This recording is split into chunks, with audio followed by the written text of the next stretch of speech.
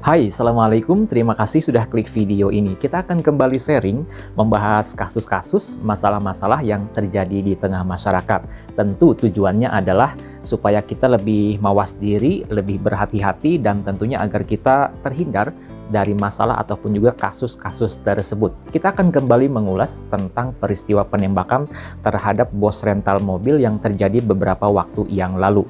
Alhamdulillah saat ini para pelakunya sudah berhasil diamankan oleh pihak yang berwajib. Di antara para pelakunya, yang pertama adalah orang yang nyewa itu mobil ya, orang yang menyewa mobil tersebut. Kemudian kalau nggak salah ada 3 pelaku lainnya yang merupakan oknum Tentara Nasional Indonesia dari Angkatan Laut. Bahkan yang melakukan penembakan itu informasinya adalah salah satu dari oknum Tentara Angkatan Laut. Nah, inilah yang membuat kita prihatin dan bersedih tentunya ya. Yang mana seharusnya tentara ataupun juga aparat penegak hukum melindungi masyarakat, melindungi warganya, akan tetapi ini justru malah melindungi dan membackingi para pelaku tindak pidana, khususnya dalam masalah ini adalah penggelapan ya, menggelapkan mobil rental, dijual mobil rental kepada si pelaku atau oknum orang-orang tersebut. Nah, teman-teman yang bergerak di usaha rental, yang menyewakan mobil misalkan, atau nyewain misalkan kendaraan yang lainnya, baik itu yang bentuknya perusahaan atau perorangan, ini tentu harus memahami resiko-resikonya apabila kita membuka usaha rental mobil. Nah, setidaknya menurut saya ada beberapa tips yang perlu kita ketahui dan kita lakukan kalau misalkan kita mau membuka usaha rental, baik itu bentuknya perusahaan atau perorangan. Nah, saya sudah punya catatan kecil, setidaknya ada 5 tips yang harus kita usahakan, harus kita maksimalkan, dan harus kita ketahui dalam menjalankan usaha rental mobil. Terus sebagai perorangan juga, kalau kita misalkan mau nyewain ini mobil, mau nyewain mobil kita kepada orang lain, kita juga memerlukan atau perlu mengetahui 5 tips ini. Yang pertama, menurut saya, pastikan kendaraan yang kita sewakan, yang kita rentalin itu adalah kendaraan yang sudah mutlak milik kita sendiri. Bukan kendaraan yang masih kredit, bukan kendaraan yang masih ada sangkut pautnya dengan pihak kreditur, dengan leasing, ataupun juga dengan bank atau perusahaan pembiayaan lainnya. Intinya, mobil yang mau kita sewain, mau kita rentalin itu harus benar-benar mobil yang sudah mutlak milik kita sendiri. Pastikan BPKB-nya kita pegang, STNK-nya tentu sudah pasti ya kita pegang.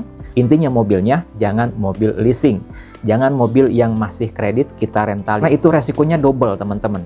Double seperti apa? Satu, bisa saja mobil yang dirental, yang disewa oleh orang itu dibawa kabur, dibawa lari. Kemudian masalah selanjutnya, kalau leasingnya tahu mobil itu direntalin, terus mobilnya dibawa lari oleh orang tersebut, nah itu kita punya masalah yang double nanti.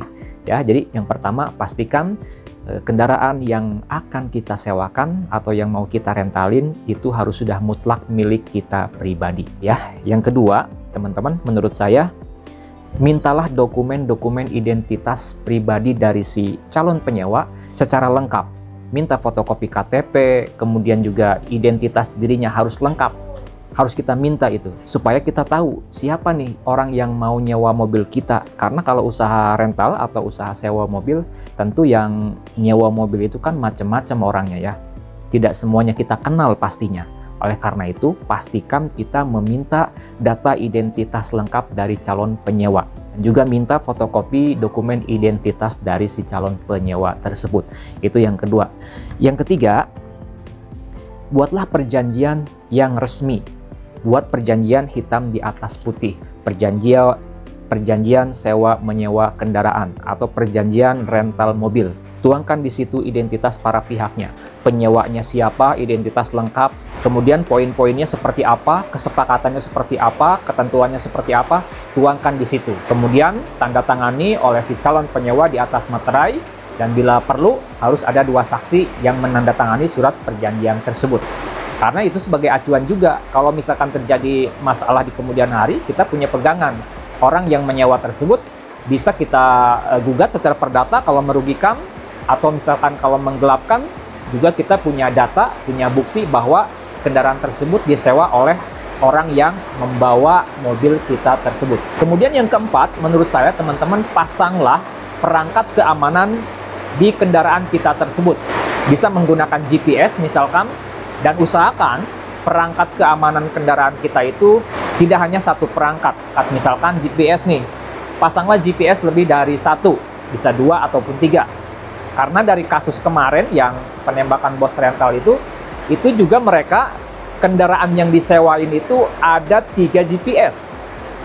Dimana yang 2 itu ketahuan oleh si penyewa dan diputus nih, dirusak ya GPS-nya sehingga kedetek udah nggak aktif.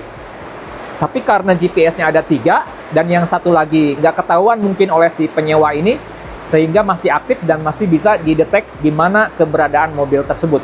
Itu juga salah satu manfaat memasang perangkat keamanan berupa GPS lebih dari satu perangkat. Nah itu ya teman-teman, itu yang keempat. Kemudian yang kelima, menurut saya manajemen resiko. Kita harus tahu nih, resiko kita menyewakan mobil, merentalin mobil itu kita harus tahu resikonya dan harus sudah siap. Di antara resikonya tadi, bisa saja ada orang yang menggelapkan, membawa lari, membawa kabur mobil yang disewa. Nah kalau sudah terjadi dugaan penggelapan, kemudian kita ingin ada upaya untuk bisa menemukan kembali mobil tersebut, mengambil kembali mobil tersebut, maka kita harus pahami resikonya. Ya, salah satu resikonya ya bisa saja orang yang memang menyewa mobil tersebut sudah ada niatan untuk menggelapkan mobil tersebut, untuk mencuri, membawa lari mobil tersebut. Dan bisa saja mereka yang menyewa mobil kita itu ternyata mereka merupakan sindikat penggelapan mobil sewaan. Kalau misalkan kita sudah melakukan upaya pengejaran, akan tetapi kita mendapatkan ancaman keamanan, mengancam jiwa kita, mengancam keselamatan kita sebagai pemilik mobil yang merentalkan mobil tersebut. Kalau sudah ada ancaman yang mengancam nyawa kita, itu sebaiknya pertimbangkan. Tapi sebetulnya ya ini memang pilihan ya, apakah kita misalkan mau ambil resiko, misalkan dengan mengejar mobil tersebut, meskipun sebelumnya sudah ada ancaman terhadap nyawa kita. Langkah selanjutnya mungkin bisa lapor polisi ya, lapor kepada pihak yang berwajib. Namun itu tadi ya, dalam kasus kemarin itu ada beberapa kontroversi terkait dengan laporan dari tim bos rental ini yang meminta bantuan dari petugas kepolisian untuk mendampingi mengambil kendaraan tersebut. Ada yang bilang pihak kepolisian menolak untuk mendampingi, ada yang bilang prosedurnya tidak bisa langsung didampingi pada saat itu, dan lain sebagainya. Sebetulnya itu yang kita sesalkan, tapi ya itu realita di kita pada saat kita meminta bantuan dari pihak kepolisian. Ya memang banyak sekali prosedurnya, banyak sekali SOP-nya. Oleh karena itu kalau misalkan tidak mendapatkan pendampingan, tapi resiko ancamannya sangat tinggi, sangat membahayakan, menurut saya pertimbangkan matang-matang, lebih baik nanti kita lapor dulu, apalagi misalkan GPS-nya masih ada yang aktif, masih ada yang terdetek, biar nanti polisi yang menindaklanjuti si pelakunya, si terduga pelakunya ditelusuri, dan kalau misalkan tidak ketangkap, bisa saja mungkin ditetapkan sebagai DPO. Nah, tapi lagi-lagi itu pilihan ya, apakah misalkan dalam kondisi seperti yang dialami oleh bos rental kemarin itu, apakah mau mengambil resiko seperti kemarin, atau misalkan mundur sejenak nih ya, tidak lanjut mengikuti mobil tersebut kalau misalkan tidak memungkinkan. Nah teman-teman yang punya masukan, yang punya saran buat teman-teman yang membuka usaha rental atau menyewakan kendaraan-kendaraannya, silahkan sharing di kolom komentar di bawah video ini. Kalau video ini ada gunanya, channel ini ada manfaatnya, saya mohon keikhlasan dari pemirsa YouTube semua untuk subscribe ke channel Pengacara Santuy. Bukan siapa-siapa, hanya Lawyer Deso. Sampai jumpa di video-video selanjutnya. Assalamualaikum warahmatullahi wabarakatuh.